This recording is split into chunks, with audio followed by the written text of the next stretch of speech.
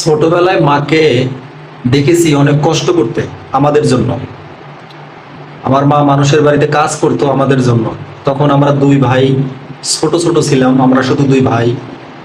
তো তখন আমার মা আমাদেরকে নিয়ে অনেক কষ্ট করতো, মানুষের বাড়িতে কাজ করে, সারাদিন কাজ করে দিন শেষে বিকাল বেলায় রাত্রে যখন বাড়িতে ফিরতো তখন দেখতাম কয়টা পানি ভাত, হয়তো এক পিস পেয়ারা, হয়তো এক পিস আম, মানে আমের সিজনের সময় এক পিস আম, এরকম করে মানে তার কাপড়ের আসলে বেঁধে আমাদের দুই ভাইয়ের জন্য নিয়ে আসতো।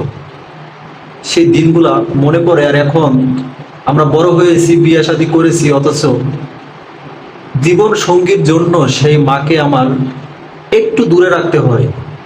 কাছে রাখলে গ্যাঞ্জাম হয়, ঝগড়া হয়।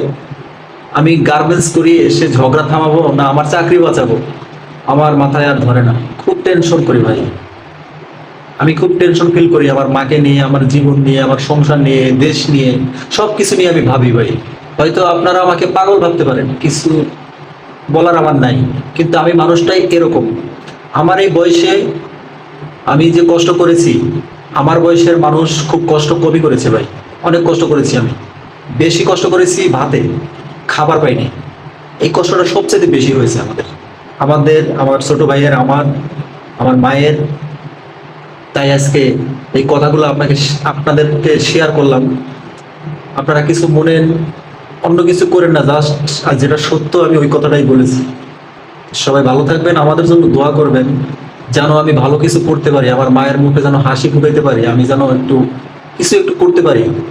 আমি আমার ভিডিওর শুরুতে একটা কথাই বলি, যেহেতু গরিব মানুষ, গরিব বলতে ভাই আমি এমন গরিব, প্রত্যেকটা মানুষের একটা জায়গা থাকে, থাকার একটা স্থান থাকে, একটু বাড়ি থাকে।